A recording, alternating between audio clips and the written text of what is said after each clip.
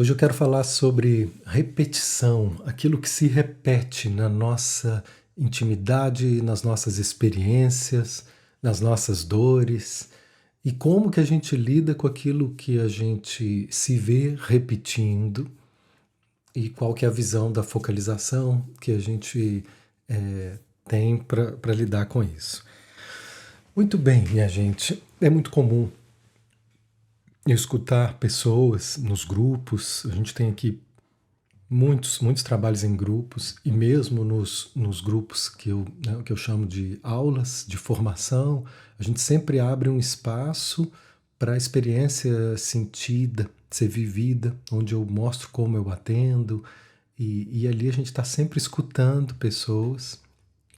Falar nisso, em janeiro a gente está abrindo uma nova turma de formação em focalização para terapeutas e é muito comum eu escutar pessoas dizendo: eu fui aqui ter esse momento de escuta e de silêncio e de novo veio aquela situação com o meu pai. De novo. Então, é a primeira coisa que eu marco nessas interações é essa experiência de uma decepção que a gente tem quando a gente se vê tocando novamente os mesmos temas.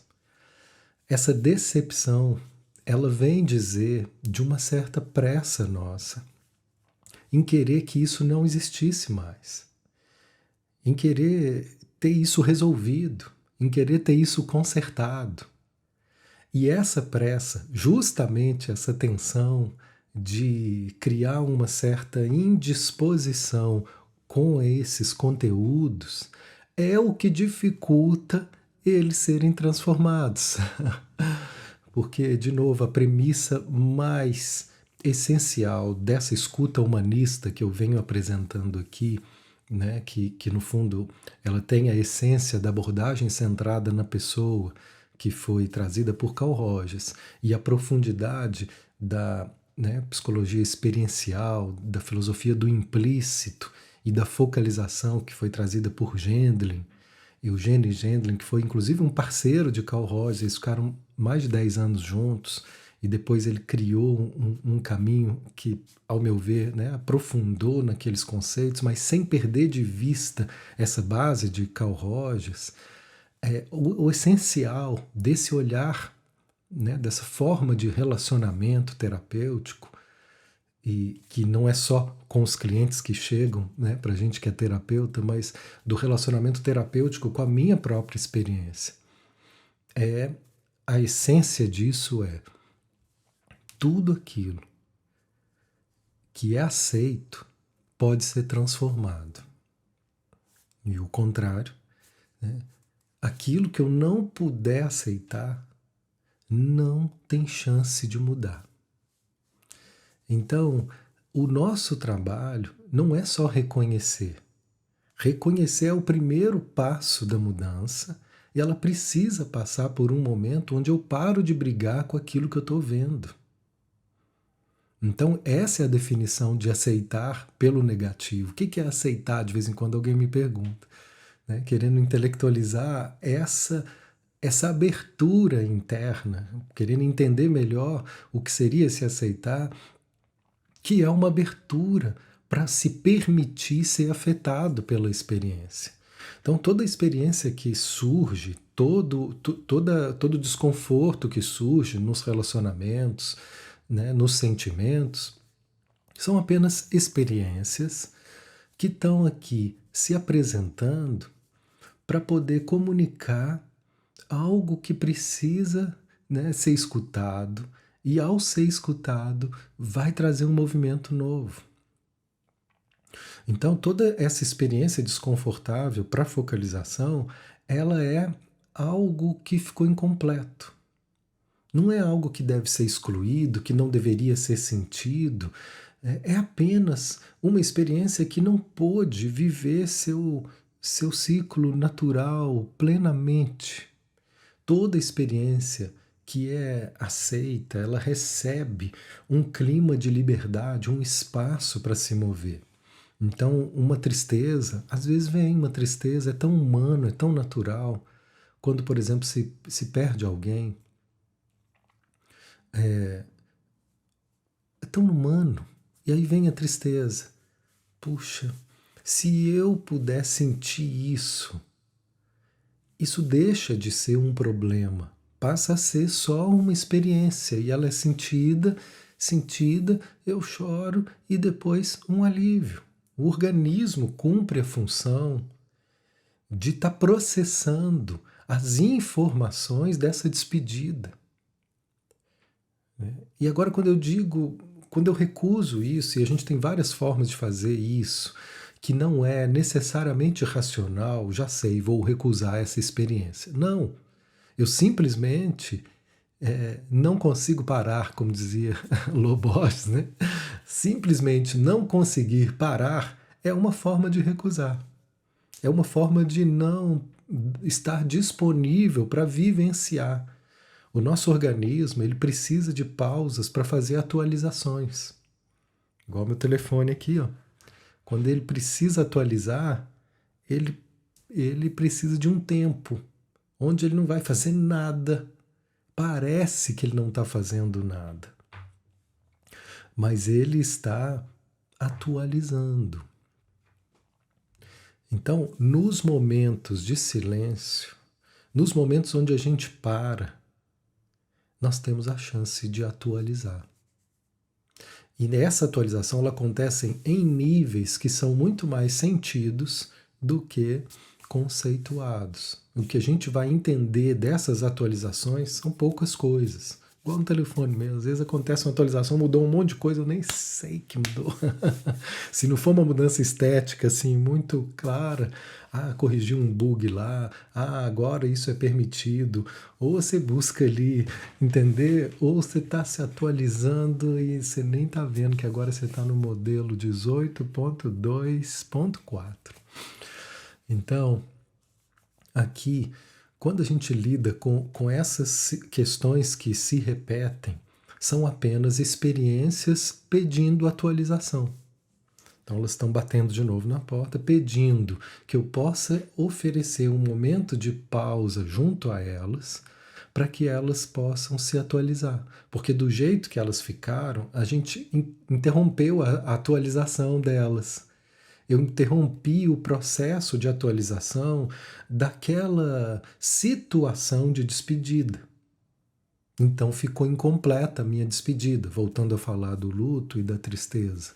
Né? Ficou incompleta. Então a atualização a respeito daquilo foi interrompida.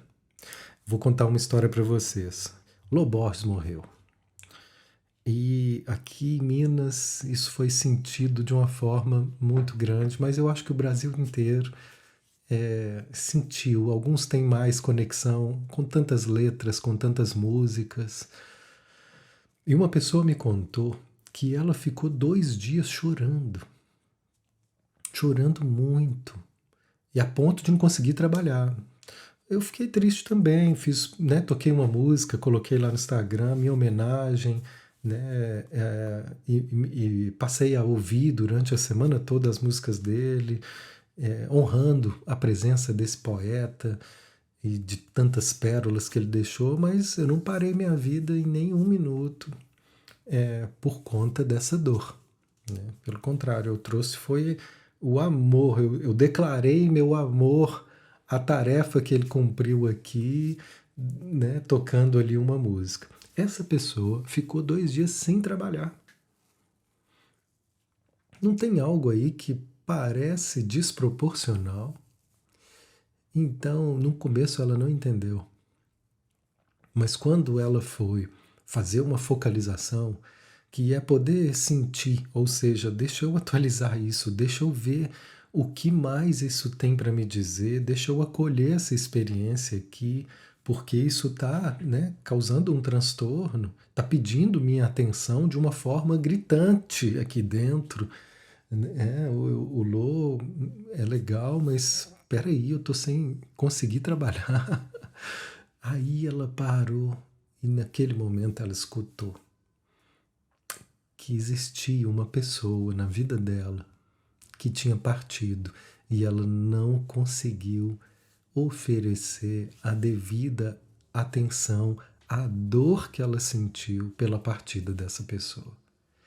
Então ali, diante da partida do Lô, que era uma pessoa muito querida para ela, alguém, uma fã, né? Alguém que tinha assim uma conexão muito grande, não estou desconsiderando a verdadeira dor dela, mas não era só isso, né?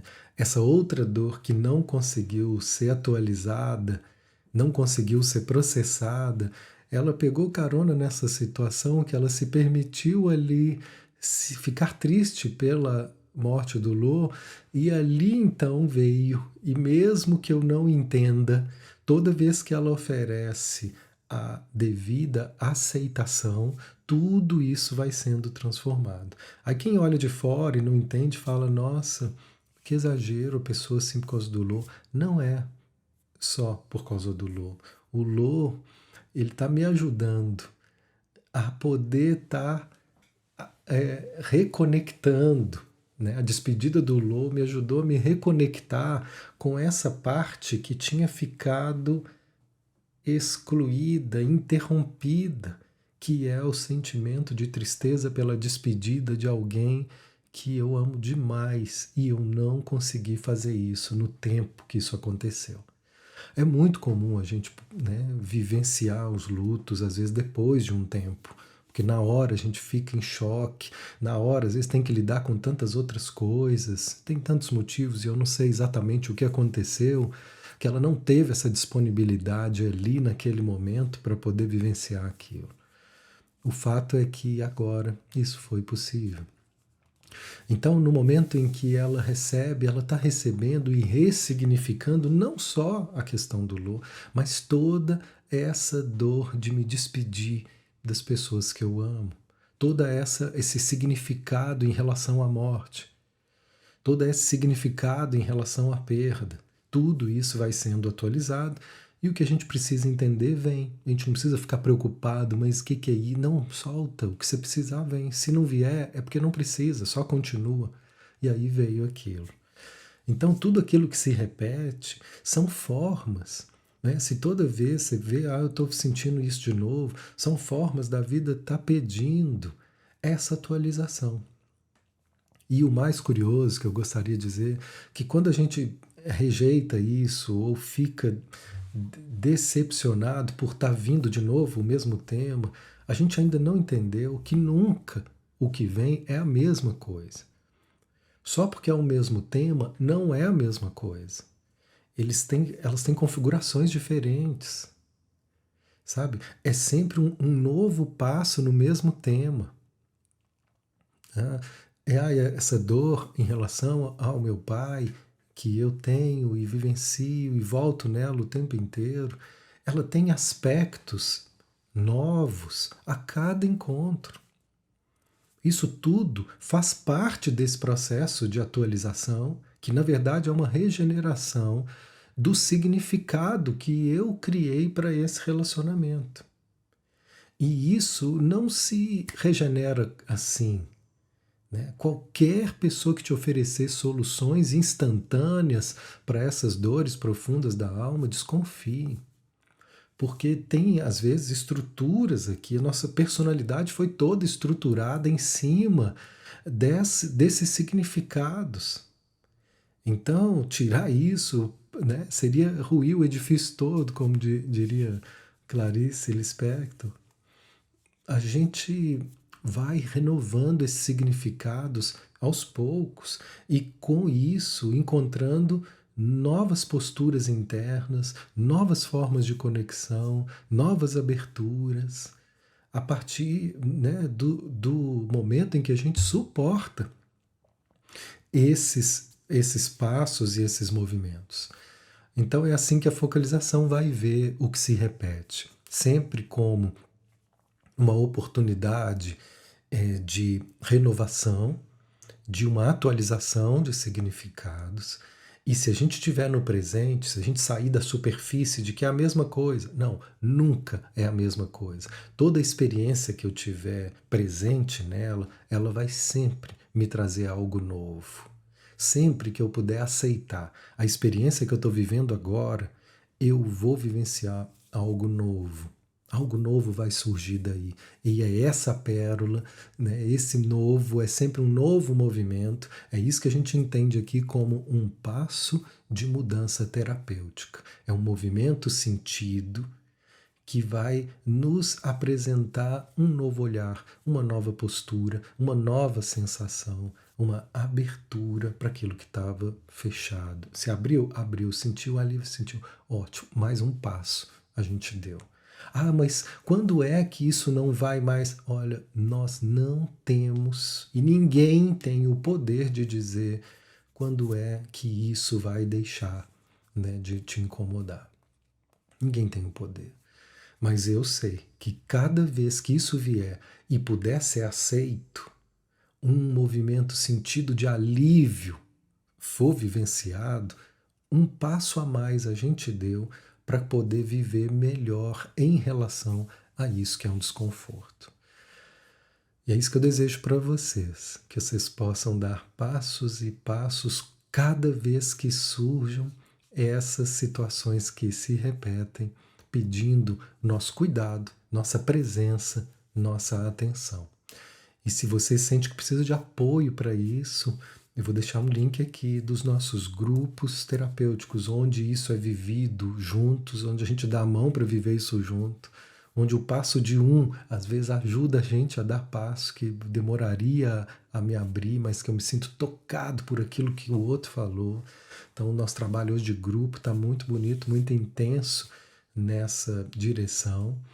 E se você é terapeuta e se identifica com esse tipo de cuidado, com esse jeito que é muito mais sentido e experiencial do que analítico, explicativo, com essa abordagem, né, humanista de interação, também vou deixar aqui a lista de interesse para a próxima turma, que quem tiver nessa lista vai ter condições especiais, informações em primeira mão, a lista de interesse para a próxima turma de focalização que vai rolar em janeiro. Obrigado, pessoal. Até a próxima.